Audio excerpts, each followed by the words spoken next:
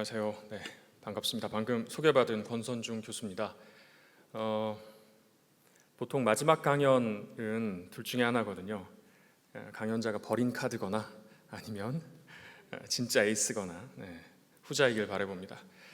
제가 오늘 준비한 내용은 이제 목회를 하시면서 워낙 이제 예배도 온라인으로 많이 드리고 하니까 인터넷 세상 속으로 교인들이 굉장히 오랜 시간, 심지어 예배마저도 인터넷 세상 속으로 들어가서 드려야 되는 상황이 초래할 위험, 그리고 그 위험으로부터 교인들을 보호하기 위해 교회가 할 수 있는 일 혹은 목회자가 할 수 있는 일들에 대한 이야기를 좀 들려드리려고 준비를 해왔습니다. 이야기를 시작해 보겠습니다. 지금 사진으로 보고 계신 장면은 우리한테 굉장히 익숙하죠. 지하철만 타도 이제는 모든 사람들이 다 스마트폰을 보고 있습니다. 그럼 제가 이 시점쯤 같이 생각해 보자고 말씀드리고 싶은 거는, 이분들의 몸은 지하철 안에 있는데 마음은 어디 있을까요? 이분들의 마음이 머물고 있는 것은 스마트폰 안쪽 인터넷 온라인 공간 어딘가일 텐데 다 제각각일 겁니다. 같은 사이트를 보고 있지는 않을 테니까요. 그럼 우리한테 중요한 질문은 그곳은 안전한 곳일까 하는 겁니다. 만약 그곳이 힘없이 끌려 들어가고 쉽게 빠져나오지 못하는 곳이라면 그곳이 지금 시대의 애굽이 아니겠는가, 이렇게 생각을 해보자는 거죠. 그런데 그렇게 쉽게 빨려 들어가고 또 반대로 쉽게 나오지 못하는 온라인 세상 혹은 인터넷 공간을 사이트별로 이해하시는 건 지금 시대에 그다지 효율성이 없습니다. 예를 들어 어떤 사이트는 위험하다, 예를 들어 어떤 컨텐츠는 중독될 위험이 있으니 조심하자, 이런 이야기가 이제는 좀 안 통하는 시대가 돼버렸습니다. 그래서 오히려 우리가 어떤 사이트 혹은 어떤 온라인 인터넷상의 콘텐츠가 위험한지를 따질 때는 크게 키워드 3개를 기억하고 그걸 기준으로 살피는 것이 더 타당하다, 이렇게 말씀드릴 수 있겠습니다. 그게 바로 폭력성이 짙은 콘텐츠나 사이트, 혹은 선정성이 짙은 콘텐츠나 사이트, 그리고 마지막으로 사행성 수위가 높은 콘텐츠나 사이트가 바로 애굽으로 상징될 수 있는, 우리가 쉽게 빠져나오기 어려운 그런 온라인 세상 속 사이트가 될 것이다, 이렇게 말씀드릴 수 있겠습니다. 특히 이런 속성을 갖는 온라인상의 혹은 인터넷상의 컨텐츠나 사이트들은 실제로 굉장히 교묘하게 숨겨져 있습니다. 처음 접속했을 때는 이런 위험 요소가, 소위 말해 독소가 이 안에 들어있을 거라는 걸 사람들이 예측도 못하는 그런 공간들에 이런 독소들이 곳곳에 배어있는 것들이 지금의 온라인 인터넷 세상입니다. 특히 이렇기 때문에 정말 중요한 포인트는 그런 사이트 혹은 컨텐츠를 온라인상에서 알아차리고 거기서 필요할 땐 빠져나오는 마음의 기술과 힘을 갖추는 게 굉장히 중요하다고 이야기할 수 있겠습니다. 근데 이 측면에서 저는 이 3가지 핵심적인 독소에 해당하는 폭력성이나 선정성, 사행성 중 특히 사행성 부분에 대해서 좀 추가적 정보를 드리고 그 다음 교인들의 마음을 좀 이해해 볼 수 있는 마음 사용 설명서로 좀 넘어가 보려고 하는데요. 실제로 이 사행성이라는 이슈는 적어도 15년, 20년 전만 해도 온라인상에서 이슈는 아니었습니다. 오프라인상에서 이슈였어요. 여러분들도 잘 아시는 것처럼 하우스 도박을 몰래 불법으로 한다든지, 아니면 저쪽 강원도에 있는 카지노에 가서 도박을 한다든지, 이런 식으로 오프라인상에서 도박에 중독될 수 있는 사행성 짙은 놀이들을 하는 것이 일반적이었는데, 최근 15년 사이에 이 사행성이라는 도박 중독을 일으킬 수 있는 요소가 온라인 세상으로 대거 넘어오고 게임과 절묘하게 섞이면서 특히 아동 청소년들을 위협하는 시대에 들어섰습니다. 조금 전에 슬라이드로 보신 뉴스 기사 몇 개만 보셔도 지금 이 영상을 보시거나 지금 이렇게 듣고 계시는 분들 중에 청소년들이 도박 문제가 있고 도박빚을 억 단위로 지고 있다라는 이 뉴스 기사가 조금 전에 보셨죠? 이 기사가 과연 보편성이 있는 기사인가 아니면 진짜 한두 건 있을까 말까 한 기사일까 이렇게 생각이 되실 텐데, 국가가 시행한 실태조사 결과에 따르면 이 정도 단위의 빚을 진 정도까지는 아니더라도 정말 많은 청소년들이, 수십만의 청소년들이 이미 도박빚을 지면서 도박 중독 문제를 경험하고 있다라고 하는 것들이 현재 국가의 실태조사 결과로 나와 있습니다. 그러면 이 사행성이라는 건 어떤 형태를 말하는가 하는 것들을 좀 짧게 좀 보여드려 보겠습니다. 일단 첫 번째 사행성은 보통 달팽이나 사다리나 그래프 같은 게임으로 이름을 붙여놓고 여기다가 계좌이체를 통해 베팅을 할 수 있는 그런 식의 형태로 만들어져 있습니다. 제가 구체적으로 조금 더 자세한 그림을 보여드릴게요. 지금 보시는 장면은 달팽이 게임이라고 하는 일반적으로 아동 청소년들도 다 할 수 있는 게임인데, 이 게임의 결과에 현금 계좌이체를 통해 베팅을 할 수 있는 형태로 게임이 진행이 됩니다. 그러면 얘는 볼 것도 없이 100% 불법 도박입니다.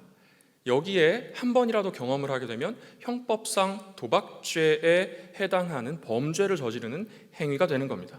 그런데 대부분의 아동과 청소년들은 그걸 모르고 그냥 게임을 하고 있다고 착각을 합니다. 또 다른 예를 하나 보여드리겠습니다. 지금 보시는 건 사다리라는 게임인데요. 쉽게 생각하시면 이런 겁니다. 조금 무거운 롤플레잉 게임 같은 거를 하다가 중간에 점심시간에 이런 사다리 같은 가벼운 게임을 띄워놓고 누가 밥을 시킬 거냐 이런 것들을 결정하는 과정에 쓰는 일반적 게임인데, 이 게임의 결과에 계좌이체로 돈을 걸 수 있게 만드는 형태의 불법 도박들이 게임과 절묘하게 섞여서 온라인 세상을 돌아다니고 있습니다. 이런 게 사행성의 요소입니다. 그리고 이런 게임류가 아니더라도 혹시 FX 마진 거래라는 이야기를 들어보셨는지 모르겠습니다. 이건 완전히 불법 도박과 거의 유사한 형태로 운영되고 있는 주식을 가장한 불법 도박입니다.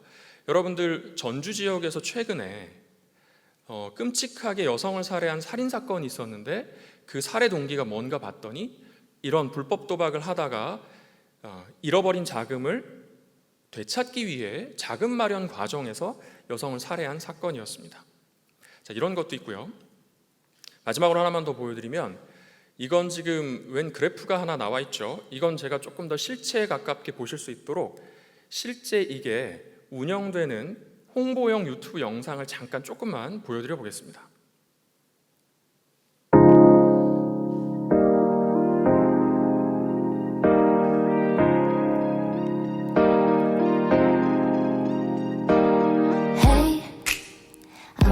Just fine before I met you. I drink too much and that's an issue, but I'm okay. Hey, you tell your friends you were. 네, 이 정도만 보여드릴 건데요. 방금 보신 게 그래프라는 온라인상에서 할 수 있는 게임의 한 장면인데, 이 그래프라는 게임을 하면서 여기 결과에 계좌이체로 베팅을 할 수 있는 그런 속성들이 담겨 있습니다. 근데 방금 영상도 보시고 소리도 들으신 것처럼 굉장히 매력적이게 그렇게 만들어져 있습니다. 그리고 성인 인증을 할 필요가 없습니다. 그래서 미성년자도 전화번호 하나만 입력하면 이런 불법 온라인 도박을 할 수 있는 시대입니다. 여기에 제가 하나만 더 충격적인 좀 데이터를 하나 소개를 해드리면, 이런 불법 온라인 도박 중에 대표적인 또 다른 형태가 스포츠 토토라는 게 있습니다. 혹시 들어보신 분들 계신지 모르겠어요. 근데 이걸 보통 이제 토토라고 줄여서 부르는데, 네이버라는 포털 사이트에 가보면 데이터 랩이라고 하는 빅데이터를 분석해 볼 수 있는 오픈 소스가 있습니다. 거기에 들어가면 검색 대상 연령을 지정할 수가 있어요. 즉 초등학생들만 대상으로 네이버에서 특정 키워드를 검색한 분포가 어떤지를 들여다볼 수 있는 그런 검색 기능이 있습니다. 그래서 초등학생 가입자만을 한정해서 이 불법 온라인 도박인 스포츠 토토 관련된 키워드를 넣고 검색량을 2016년도부터인가요? 이렇게 쭉 검색을 해보니까 흥미롭게도 가장 그 단위 기간 동안 피크를 찍었던 시기가 언제냐면 러시아 월드컵 한국 경기가 벌어지던 주간이었습니다. 이건 바꿔 얘기하면 초등학생들도 토토라고 하는 불법 도박에 지금 노출돼 있다, 이렇게 이야기할 수 있는 겁니다.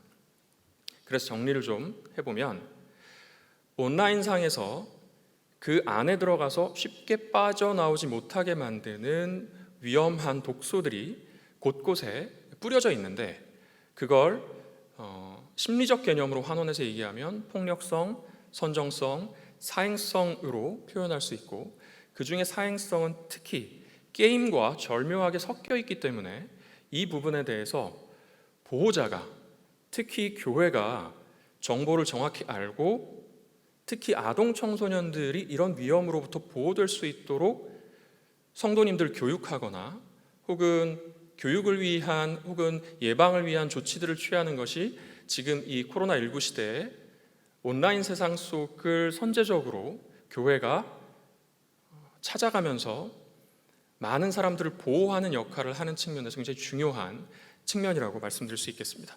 여기에 제가 몇 가지만 좀 더 더해서 이야기를 해보겠습니다.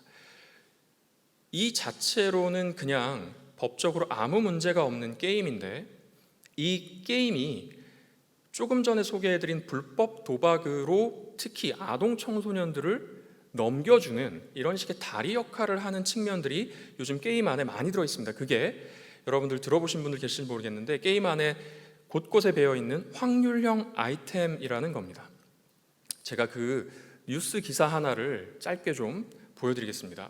한 달 만에 누적 가입자 1,000만 명을 돌파했던 인기 모바일 게임이 있습니다. 그런데 이 게임이 사행성을 조장한다는 제보가 최근 JTBC에 들어왔습니다. 한 번에 3만 원씩 주고 아이템을 뽑는 방식이 문제였습니다. 제보자들은 이런 방식 때문에 꼭 도박처럼 거금을 몰아넣게 된다고 주장했습니다. 이선화 기자가 취재했습니다. 보라색 정말 싸게 뽑은 사람은 2천에 3천? 그 정도 나오면 이제 거의 뭐 로또 맞는 수준으로. 그냥 제가 운이 없구나 이 생각하게 하는데, 게임이라고 보기에는 좀 심하죠. 저 같은 경우는 지금 이번 달에 150 정도. 지난 6월 NC소프트의 리니지 M이 출시된 이후 저희 JTBC에 사행성이 짙다는 제보가 끊이지 않고 있습니다. 취재진이 만난 제보자 김모 씨도 게임 시작 2달 만에 거금을 썼다고 주장했습니다. 좋은 아이템을 뽑기 위해 카드론까지 받아가며 현금을 쏟아붓는 이른바 현질을 했지만 소용없었습니다. 돈을 1,000만 원 했는데도 무과금 유저랑 똑같이 된 거예요. 저도 딱 눈을 감고 막 자려고 하는데 그날은 특히 막 진짜 자살 생각까지 나더라고요. 정신이 순간 나갔나 이게. 게임 이용자들은 희귀 아이템을 얻어 캐릭터를 강하게 키워놔야 다른 이용자와 대결해서 우위를 점할 수 있습니다. 그런데 아이템을 구매하는 방식은 뽑기 형태입니다. 클릭 한 번에 현금으로 3만 원 정도가 들면서 사행성을 부추긴다는 지적이 나옵니다. 바다 이야기는 이제 고래들 3개 딱 나오면 짝까지 터져와서 뭐 얼마를 뭐 회수하는 그런 형식이라고 보시면 되고, 이거는 3만 원을 넣고 주르르 11장을 이렇게 주르르 이제 카지노처럼 맥락은 똑같고 그림만 틀리다고 보시면 돼요. 실제로 NC소프트사에서 공개한 확률표를 확인해 보니 가장 희귀한 아이템을 뽑을 확률은 0.0001%였습니다. 100만 번을 뽑아야 한 번 나오는 수준입니다. 자, 여기까지 보실 건데요. 방금 보신 이 영상 속의 그 게임 속 컨텐츠들은 합법적으로 이용 가능한 게임 속 장치들입니다. 그런데 방금 보셨던 것처럼 이게 거의 도박을 모사하고 있고요. 외형이 실제로 그 결과에서 보상을 획득하는 과정도 도박과 거의 유사합니다. 이렇기 때문에 혹시 주변에 청소년 중에 게임을 하면서 돈을 너무 많이 쓴다, 이런 청소년이 있다면 이런 유사 도박을 하고 있을 가능성이 매우 높습니다. 그 얘기는 바꿔 얘기하면 그 청소년은 온라인 세상 속에서 사행성이라는 독소에 취해서 중독 상태로 넘어가고 있는 중이다라고 보셔도 무방하다는 이야기입니다. 자, 그러면 제가 이 온라인이나 인터넷을 매개로 중독 문제가 발생하는 그 과정을 좀 모델링을 해서 소개를 좀 드려보겠습니다. 이 온라인에서 인터넷상에서 중독 문제가 발생하는 과정은 감기와 같은 감염병이 발생하는 과정과 상당히 유사합니다. 무슨 얘기냐면 감기는 외부 요소인 감기 바이러스가 사람 몸 안으로 침투할 때 만약 그때 신체의 면역력이 저하되어 있다면 증상이 발현되는 형태이죠. 그게 감기입니다. 그러면 중독이라는 건 온라인이나 인터넷 세상 속에 바이러스처럼 떠다니는 독소, 그건 폭력성, 선정성, 사행성을 품고 있는 컨텐츠들을 의미합니다. 그 독소가 마음의 면역력이 약해져 있을 때에 침투하면, 더 일반적인 표현으로 바꿔 말하면 마음의 면역이 약해져 있는 교인이 독소가 있는 온라인 세상 속에 너무 오랫동안 머물러 있으면 중독이란 증상이 발현되기 시작한다, 이렇게 말씀드릴 수 있겠습니다. 그러면 우리가 그런 부분을 보완하고 보호하기 위해서 취할 수 있는 조치는 두 가지입니다. 하나는 온라인 세상에서 이런 독소를 소독해버리는 거예요. 근데 우리 다 아시죠? 현실적으로 불가능합니다. 앞으로는 더 불가능해질 겁니다. 그리고 이 독소는 지금이야 폭력성, 선정성, 사행성이지만 앞으로 어떤 형태의 변이를 만들어낼지 전혀 예상할 수 없습니다. 그러면 남은 건 뭐냐면 온라인이나 인터넷 세상에 접속 안 할 수 없고 거기에 독소가 떠다닐 가능성도 어떻게 우리가 물리적으로 해결하기가 어렵다면 남은 거 하나는 심리적인 마음의 면역력을 북돋아줘서 마음이 힘있고 건강하게 유지될 수 있도록 조치를 취하는 겁니다. 마치 우리 코비드19가 지금 창궐 하고 있는 이 시점에 백신과 치료제가 아직 전 세계 어디에도 없는데 우리가 면역력을 잘 지키고 있는 사람들은 특별히 사망에 이르는 심각한 문제로 발전하지 않지 않습니까? 그런 것처럼 마음을 그렇게 돌보는 것이 필요하다는 것이죠. 이미 여러분들도 알고 계신 것처럼 성경은 이미 오래전부터 이 마음을 지키는 게 정말 중요하다라는 것을 말해왔습니다. 잠언 4장 23절은 너무나도 유명해서 대부분 기억하고 계시죠. 무릇 지킬 만한 그 어떤 것보다 더욱 내 마음을 지키라. 이 마음이 지켜진다는 게 어떤 건지 혹은 지켜지지 않는다는 게 어떤 건지 제가 성경 속의 기사를 하나 참고해서 한번 예를 들어드리면 여러분들에게 굉장히 익숙한 예수님의 기사 하나를 소개해드리겠습니다. 예수님께서 제자들과 함께 배를 타고 갈릴리 바다를 건너실 때 풍랑이 일면서 제자들이 그 풍랑이 있는 배 안에서 굉장히 두려워하면서 떨었던 기사가 있습니다. 근데 그 기사를 잘 들여다보시면 제자들이 어떤 식의 마음 상태였는가를 읽을 수 있는 구절이 예수님의 말씀을 통해 나오는데 예수님께서 제자들에게 이르시되 어찌하여 이렇게 무서워하느냐. 이건 사람 마음이란 용어로 바꿔서 얘기하면 너희들의 기분, 정서가 왜 이렇게 관리가 안 된 채 난리가 났느냐, 이 말씀이에요. 그리고 어찌 믿음이 없느냐 하는 말씀은 내가 너희와 함께 있는 걸 왜 인식하지 못하느냐, 내가 누구인지 왜 의식하지 못하느냐 하는 마음의 용어로 말하면 신념, 생각, 선택, 이걸 통틀어서 인지라고 저희 심리학에서는 부르는데요. 이런 측면, 즉 정서와 인지적 측면에서 마음을 가누지 못했기 때문에 제자들은 예수님께 꾸중을 들었죠. 지금 시대였다면 아마 제자들은 그 배 안에서 스마트폰의 온라인 세상으로 도망쳤을지도 모릅니다. 자기들의 불안한 마음과 이런 믿음이 없는 어떤 신념들을 피하는 하나의 도피처로 온라인 세상으로 도망을 쳤을지 모릅니다. 방금 짧게 보여드린 몇몇 장면들을 통해 성경도 또 예수님도 사람의 마음이 굉장히 중요하고 잘 지켜져야 할 영역인 것들은 분명히 말씀을 하셨습니다. 그런데 안타깝게도 성경은 인간의 삶의 긴 여정을 위한 지도와 나침판은 제공을 해주지만 몸의 설계도나 마음의 설계도를 구체적으로 소개해주고 있지는 않습니다. 다행히 몸은 생물학자들과 의학자들에 의해서 그 설계도가, 그러니까 신체의 구조나 유전자 지도 등이 상당 수준 밝혀졌지만 아직 마음은 좀 미지의 영역으로 남겨져 있는 것이 사실입니다. 그렇다면 이 마음의 사용 설명서를 열어본다는 건 뭘 말하고 그걸 참고해서 마음의 면역력을 탄탄하게 유지할 수 있게 돕는다는 건 뭘 말하는지 이 이야기를 남은 시간 동안 좀 실체가 있게, 그건 바꿔 얘기해서 여러분들이 성도님들하고 상호작용할 때 좀 활용하실 수 있는 형태로 좀 소개를 해드려 보고자 합니다. 근데 그 말씀을 자세히 드리기 전에 하나만 더 좀 점검을 하고 넘어가겠습니다. 그게 뭐냐면 이게 마음이라는 영역은 눈에 안 보이지 않습니까? 인간은 생물, 심리, 사회적 존재죠. 몸을 가지고 있고 인간이라면 누구나 특정한 환경 속에서 삽니다.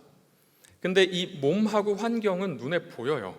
그러니까 잘 어릴 때부터 관리를 해줍니다. 몸을 관리해준다는 건 적정한 음식을 공급해준다는 걸 의미하고 적절한 옷을 입혀준다는 걸 의미하고 환경을 관리한다는 건 안전한 환경을 조성해준다는 걸 예를 들어 의미하겠죠.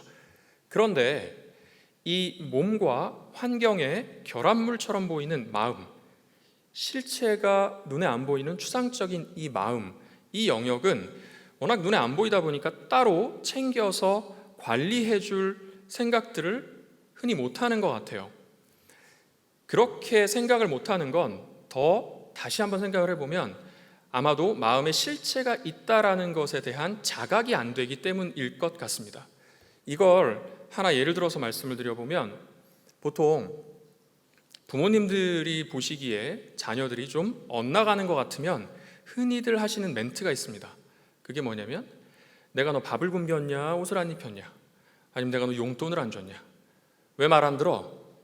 이런 멘트 속에 배어있는 인식은 뭐냐면 너의 마음과 행동은 너의 몸과 환경의 단순 결합물일 뿐인데 왜 따로 놀아?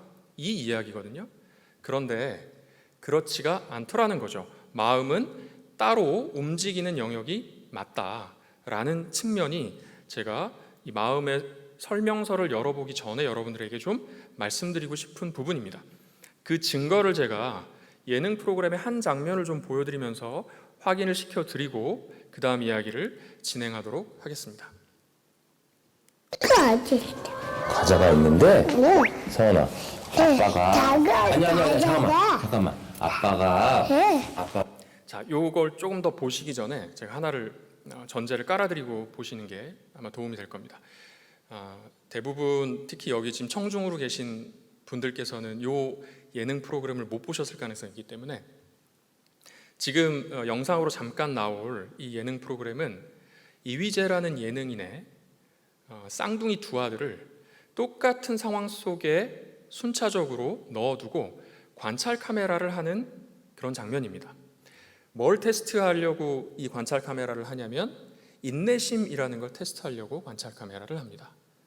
그러면 제가 요걸 왜 이 맥락에서 꺼내 들었냐면 쌍둥이니까 몸의 속성, 생물학적 속성의 유사도가 매우 높겠죠. 유전자를 공유하니까요.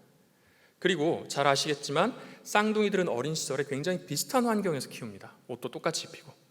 그러니까 곧 보시게 될 이 영상 속 첫째 아이와 그리고 뒤이어 나올 둘째 아이는 생물학적 속성과 환경적 속성의 유사도가 매우 높은 상태입니다.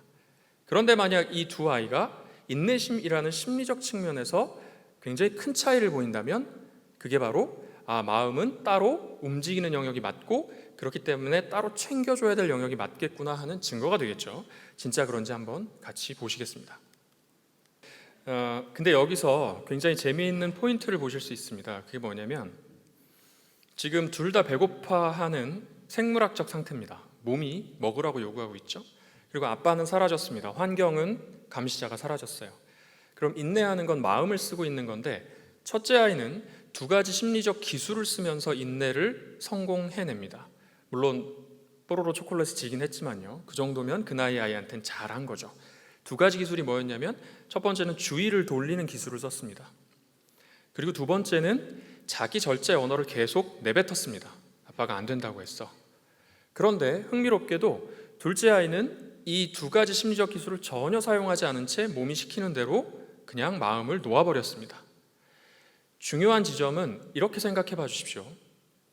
얘네들의 부모인 이휘재 씨와 그의 아내가 첫째 아이한테는 이 마음의 기술을 가르치고 둘째한테는 안 가르치고 이랬을 리가 없겠죠.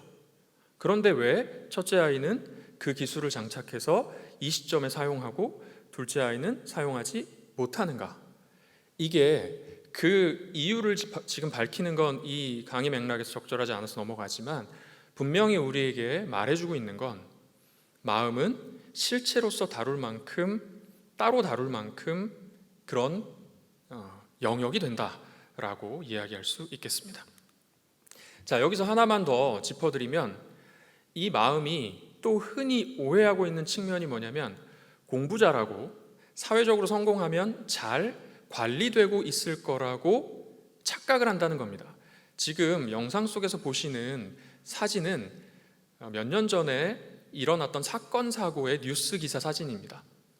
저기 여성처럼 보이는 저 친구가 카이스트 석사과정 남학생입니다. 여장을 하고 여자 화장실에 들어가서 몰래카메라를 찍다가 걸려서 현장 검증하고 있는 기사 한 장면입니다. 제가 이걸 왜 보여드리냐면 카이스트 석사과정생 정도면 엄청나게 공부 열심히 했겠죠. 흔히들 선생님들을 생각해 보십시오. 학교에서 우등생인 아이가 학교에서 담배를 피면 흔히들 하시는 멘트가 걔가 왜 그랬대? 이렇게 놀라워하면서 멘트를 날리세요. 그 멘트 속엔 어떤 전제가 배어 있냐면 공부 잘하면 마음도 잘 관리해왔겠지 이런 겁니다. 그런데 현실은 그렇지 않다는 겁니다. 마음은 따로 챙겨서 관리하지 않으면 뒤틀리거나 병들 여지가 충분히 있는 영역이라는 겁니다. 그러면 이 마음에 작동 원리라는 게 있어서 관리가 가능한 것이냐? 작동 원리가 어떤 마음에나 적용되는 작동 원리가 있어야 그 마음을 관리한다라는 개념도 성립하지 않겠습니까? 그걸 제가 하나만 예를 들어 보겠습니다. 왼쪽 사진을 기준으로 몇 번째 얼굴까지 화가 난 얼굴처럼 보이시는지 한번 속으로 세봐 주시면 감사하겠습니다. 왼쪽 사진부터 이쪽이 되겠죠. 제가 좀 바뀌어가지고 왼쪽 사진부터 몇 번째 사진까지 화가 난 사진으로 보이는지 한번 세봐 주십시오. 자, 여기에는 개인적인 정보가 배어 있어서 제가 몇 번째까지요 이렇게 공개적으로 여쭙진 않겠습니다만 아마 몇 번째까지요 하고 여기 계신 분들께 하나 둘 셋 말씀해 주세요라고 하면 조금씩 다른 숫자가 나올 가능성이 있겠죠. 화면을 계속 좀 보여주십시오. 근데 이 지금 남성의 얼굴 사진은 인위적으로 좀 만든 심리학 실험 재료인데 여기에 재밌는 지점이 있습니다. 그게 뭐냐면 가운데 있는 남성의 얼굴이 보편적인 사람들한테 감정을 읽어달라고 하면 어떤 감정을 지금 저 남성분이 가졌는지 어떤 기분인지 잘 모르겠다라고 보편적으로 평가하는 얼굴입니다. 이걸 기준으로 오른쪽으로 갈수록 두려움을 느끼는군요 라고 표현하는 얼굴이고 왼쪽으로 갈수록 화가 나 있군요 라고 표현하는 얼굴입니다.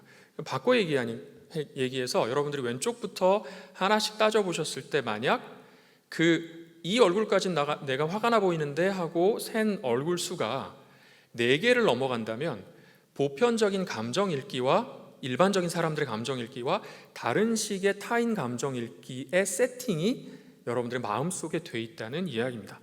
자, 이걸 제가 좀 공개를 해보면 이건 어떤 재료이냐면 심리학에서 어린 시절에 저 정도 연령대의 성인 남성에게 신체적, 언어적 학대를 당한 사람들을 모아다가 학대의 강도를 평가하게 한 후 그 다음에 방금 제가 여러분들께 부탁드린 것과 같이 숫자를 세게 해서 학대의 크기와 숫자를 상관을 냈더니 학대를 어린 시절에 많이 당하면 당할수록 성인 남성의 얼굴에서 실제로는 심지어 두려워하고 있는 얼굴마저도 저 아저씨는 화가 나 있네요 라고 읽더라는 거죠. 즉 돌봐지지 않은 방치된 마음에 생채기가 나면 그 상처받은 마음은 기억 속에 남아 다음번 경험에 영향을 미치더라라는 게 마음이 작동하는 원리의 한 예입니다. 그래서 이 얘기는 바꿔 얘기하면 우리의 마음 속에 보편적으로 작동하는 원리가 있으므로 그 원리에 입각해서 마음을 잘 챙겨주면 그러면 마음의 면역력도 잘 보호할 수 있다, 이렇게 말씀드릴 수 있겠습니다. 그런 측면에서 이 사진, 제가 저작권에 문제가 없는 이 신체 내부 사진을 찾느라고 저 여성분의 사진을 뽑을 수밖에 없었는데요. 인간이라면 누구나 남녀노소 불문하고 몸을 열고 들어가 봤을 때 공통 장기들이 존재하지 않습니까? 그것처럼 학자들이 연구를 해보니까 사람 마음도 열고 들어가 보면 공통적인 세 개의 성분들이 있더라.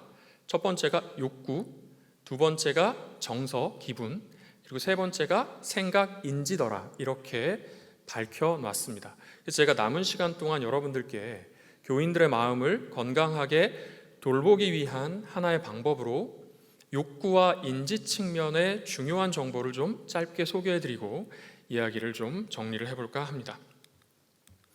자, 욕구 부분은 여러분들께서 첫 번째로 기억하셔야 될 정보가 있는데, 몸이 제 기능을 하기 위해선 필수 영양소가 정기적으로 공급되어야 하지 않습니까? 특정한 비타민들이 제공되어야 하고 단백질도 적정량 공급되어야 하고, 그런 것처럼 마음도 제 기능을 하면서 작동하기 위해선 마음의 필수 영양소가 있더라는 거죠. 학자들이 연구를 해보니까 그거를 밝혔더니 크게 4가지 카테고리로 묶이더라는 겁니다. 한번 동의가 되는지 들어보세요. 첫 번째, 안전. 사람은 누구나 다 심리적으로 안전하다는 느낌을 느끼면서 살고 싶어한다. 즉 안전 욕구를 채우고 싶어한다. 동의가 되시죠? 두 번째, 관계. 사람은 누구나 다 서로 얽히고 친밀한 관계를 누리면서 관계 속에서 살고 싶어 하더라. 즉 관계 욕구. 그 다음 세 번째로는 자율 욕구인데, 사람은 누구나 다 자기 선택을 하면서 나로서 존재하는 느낌을, 즉 자율의 욕구를 충족시키며 살고 싶어 하더라. 마지막으로 네 번째가 유능 욕구인데, 사람은 자기가 쓸만하고 가치 있는 존재라는 느낌을 느끼면서 살고 싶어 하더라 라는 겁니다. 마치 몸에 단백질과 필수 비타민군이 정기적으로 공급되어야 몸이 힘을 받고 면역이 건강한 상태로 유지될 수 있는 것처럼, 마음도 이 4가지 욕구가 평소에 어느 정도 채워지는 경험을 하면서 살아야 사람들이 마음의 면역을 탄탄하게 유지할 수 있더라 하는 겁니다. 이 이야기를 다른 말로 바꿔서 얘기해 보면, 슬라이드를 좀 보여주시겠습니까? 지금 여기에 보시면 한 개인이 안전이 지속적으로 위협당하는 삶이 반복되고 지속된다면 과연 심리적으로 생존할 수 있을까? 이렇게 질문을 던져보면 이 안전, 관계, 자율, 가치, 유능이란 욕구가 실제로 모든 사람에게 필요한 욕구라는 걸 확인할 수 있는데, 이게 바로 뭐랑 연결되냐면 우리가 스트레스를 받는다라고 할 때 그 실체를 들여다보면 그게 바로 이런 4가지 기본 심리 욕구가 좌절되는 순간이 바로 스트레스를 받는 순간이더라는 거죠. 그렇기 때문에 일상의 삶에서 스트레스를 쌓아놓는다는 의미는 좌절된 욕구를 방치한다는 의미와 똑같습니다. 그러면 이 마음의 욕구를 어떤 식으로 채우고 관리해야 하는가 하는 측면에서 제가 이 지금 강연을 시청하고 있는 분들이 기독교인이기 때문에 우리의 가장 중요한 솔루션을 말씀드리는 것으로 이야기를 조금 빠르게 건너가 보려고 하는데요. 아마 다 동의하실 겁니다. 우리가 그리스도 예수 안에 있을 때 가장 안전하고 그분 안에 있을 때 가장 친밀하고 사랑받는 존재이며, 그분 안에 있을 때 우리가 가장 자유롭고 그분 안에 있을 때 우리가 가장 쓸모있고 가치 있는 존재라는 거, 이건 분명한 사실입니다.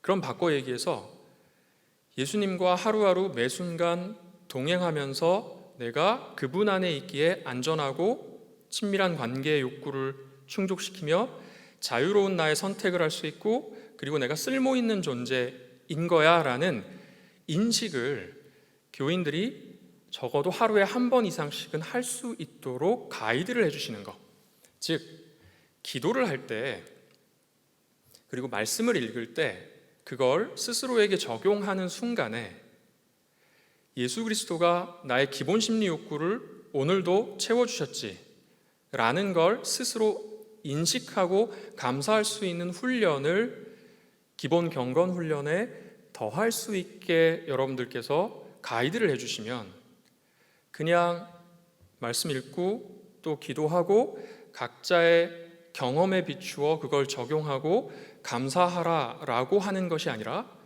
그 내용을 일상에 적용하면서 안전과 관계와 자율과 유능의 느낌을 그분과의 동행하는 삶에서 내가 오늘도 느꼈구나, 누렸구나를 자각하면서 기도할 수 있게, 그리고 감사할 수 있게 이렇게 가이드를 해주시면 마음에 필요한 필수 영양소를 매일매일 챙겨 먹을 수 있게 해주는 것이 된다, 이렇게 말씀드릴 수 있겠습니다. 이게 되게 작고 사소해 보일지 모르지만 수많은 연구자들에 의해서 반복 검증된 내용입니다. 그래서 이게 우리의 영성과 잘 결합되면 마음의 면역을 탄탄하게 유지하는 데 굉장히 중요한 측면이다, 이렇게 말씀드릴 수 있겠습니다. 마지막으로 이 우리의 인지라고 하는 마음속 성분에 대해 하나만 더 중요한 원리를 설명드리고 이야기를 정리할까 합니다. 혹시 이분이 누군지 아시나요? 닉 부이치치죠. 인간 승리의 아주 표상 중에 한 명입니다. 혹시 이분 누군지 아시나요? 지선 씨죠. 지금 성인이 된 후인 걸로 제가 알고 있는데 음주운전자의 교통사고로 인해 전신 화상을 입었죠. 그리고 도미에서 공부하고 지금은 한동대 사회복지학부 교수로 임용돼서 열심히 학생들을 섬기고 있습니다. 자, 마지막으로 혹시 이 남성이 누군지 아시나요? 이 남성은 아시면 안 되는 게 노숙자를 제가 이 카피라이트 문제가 없는 그 사이트에서 노숙자를 쳐서 처음 나온 사진을 붙여놓은 거기 때문에 아는 분이면 안 됩니다. 사진가 멀쩡한 분을 제가 그냥 표현하려고 넣어놓은 거예요. 제 질문은 일단 이렇습니다. 좀 엉뚱해 보이시겠지만 상대적으로 정신과 신체를 비교해 볼 때 어느 것의 힘이 상대적으로 더 클까요? 네, 바로 답이 나오네요. 정신. 근데 제가 질문을 이렇게 바꿔보겠습니다. 전 세계에 닉 부이치치처럼 손발이 없이 태어난 사람이 100명 있다고 쳤을 때 닉 부이치치처럼 살고 있는 사람은 몇 명이나 될까요? 50명 넘을까요? 그럴 리가 없겠죠. 많아야 한두 명이겠죠. 전 세계에 지선 씨처럼 전신화상을 남으로 인해 입은 후 그런 입은 여성이 100명 있다고 쳤을 때 과연 몇 명이나 지선 씨처럼 살고 있을까요? 역시 두세 명 안쪽일 겁니다. 2, 3%죠. 자, 그러면 질문을 다시 드려볼게요. 상대적으로 정신의 힘이 클까요? 신체의 힘이 클까요? 좀 생각이 복잡해지시죠? 제가 뭘 말씀드리고 싶냐면 사람은 평소에 어떤 경험을 해석하고 판단할 때 굉장히 합리적인 형태로 판단하고 생각할 거라고들 보지만 연구를 해보니까 그렇지 않더라는 거예요. 합리성이 핵심 모드가 아니라 효율성이 핵심 원리이자 모드라는 거죠. 제가 그걸 또 다른 형태로 한번 좀 확인을 시켜드릴까요? 이건 저희가 도박 중독 쪽에서 흔히들 하는 건데 동전을 5번을 던졌는데 놀랍게도 학이 있는 면이 계속 반복적으로 나왔습니다. 이번에는 6번째 베팅을 10만 원을 걸고 베팅을 할 건데 이 5번이 계속 학이 나왔던 상황에서 여러분들이 10만 원을 걸고 베팅을 한다면 학이 또 나올 것에 10만 원을 거시겠습니까? 아니면 500원짜리 숫자가 나올 것에 10만 원을 거시겠습니까? 이 질문을 일반 대중에게 던지면 대부분이 500원짜리에다가 10만 원을 건다고 하시고 왜요? 라고 질문하면 너무 자연스럽게 이제는 숫자가 나올 때가 됐죠, 이렇게 답변들을 하십니다. 근데 잘 생각해 보시면 동전의 앞뒤 중에 어떤 게 나올까는 매번 던질 때마다 확률이 5대5로 리셋이 됩니다. 앞에 뭐가 나왔는가는 뒤에 영향을 미칠 수가 없습니다. 그런데 사람들은 깊이 생각하지 않은 채 이제는 이라고 마술적인 사고를 돌립니다. 이게 인간의 기본 생각이 효율성을 추구하다 보니까 작동이 이렇게 나타난다. 요거를 또 다른 형태로 한번 확인시켜 드릴까요? 우리한테는 되게 이상한 질문인데요. 기도하면서 담배를 펴도 되냐? 절대 안 되면 0점, 언제나 yes면 5점. 여긴 대부분 말도 안 돼 0점을 주시겠죠. 죄송합니다. 그런데 담배를 피우다가 기도를 하는 건 어떻습니까? 보통 스트레스 받을 때 사람들이 담배를 피는데 조금 신심이 좀 약하다고 전제하고 그런 사람이 담배를 피우면서 스트레스 상황에서 주님 도와주십시오 이렇게 하는 건 괜찮습니까? 자, 이게 이제 프레이밍 효과라고 하는 건데요. 실제로 하나님 앞에서 담배를 물고 있는 건 똑같은 상황인데 어떻게 질문을 던지면서 들어가느냐에 따라 그게 허용되는 정도가 달라지죠. 이건 우리에게 인지, 사고라는 측면에서 뭘 말해주냐면 인간의 사고, 판단은 생각보다 그렇게 합리적인 형태로 진행되지 않는다라는 겁니다. 그래서 이 합리성과 효율성 논쟁의 끝에 결론이 인간의 생각, 인지는 효율성을 추구하는 특징이 있더라 이렇게 결론이 났습니다. 그게 어떻게 현장에 쓰이냐면 옛날에는 담배의 위험을 알리는 경고를 담배값에 붙일 때 구구절절 설명을 했습니다. 즉 소비자를 설득하려 하는 거죠. 이게 얼마나 위험한지 알아 이렇게. 근데 지금 담배값은 이렇게 설명이 별로 없고 징그러운 사진을 딱 붙여놓고 너 이래도 필래? 이렇게 바뀌었습니다. 이게 왜 생긴 거냐면 인간은 따지지 않는다. 그냥 빡 인식되는 대로 보통 사고를 흘린다. 이게 이제 행동경제학자들이 찾아낸 겁니다. 이게 우리에게 시사해주는 바가 있습니다. 마음의 면역을 지킨다는 건 우리의 기억 속에 합리적이고 균형 잡힌 생각이 기억이 많이 저장되는 측면을 하나 이야기할 수 있습니다. 그런데 인간은 특히 스트레스 받을 때는 시야가 좁아지고 생각이 딱딱해지는 성향이 있고 그때 특히 합리성보다는 효율성을 추구하는 특징이 더 두드러지기 때문에 스트레스 받으면서 경험한 것들의 기억은 편향돼 있을 때가 많다. 그래서 이게 중요합니다. 생각도 샤워가 필요하다. 몸에 우리가 매일매일 저녁에 들어가면 샤워를 하듯 생각도 그날 뭔가 스트레스 받은 힘든 경험이 있다면 저녁에 좀 조용하고 차분히 자기만의 시간을 가질 때 묵상의 시간을 가지면 좋죠. 그때 특히 오늘 있었던 일 중 힘들고 스트레스 받았던 사건을 떠올리고 그때 내가 놓쳤던 건 없나 하고 차분히 한 번 더 생각해 보고 내 기억 속에 저장되어 있는 것들을 한번 샤워해 주는 이런 훈련이 되고 이런 기술을 적용하면 기억이 상당히 건강하게 인지가 상당히 건강하게 유지될 수 있다. 이렇게 말씀드릴 수 있겠습니다. 이야기를 정리해 보겠습니다. 제가 온라인 세상 속엔 우리가 통제하기 어려운 중독의 위협을 가져다주는 독소들이 점점 넘쳐나고 있고 많아지고 있다고 말씀드렸습니다. 그건 폭력성, 선정성, 사행성으로 대표된다 말씀드렸어요. 근데 이걸 우리가 물리적으로 통제할 방법이 없다.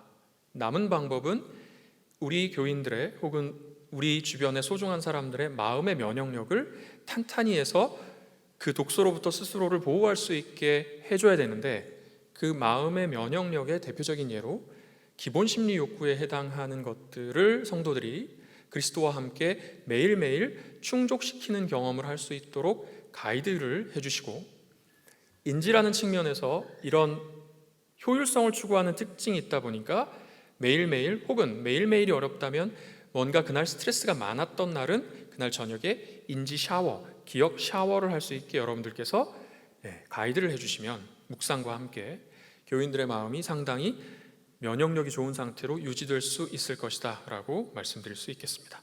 경청해 주셔서 감사합니다.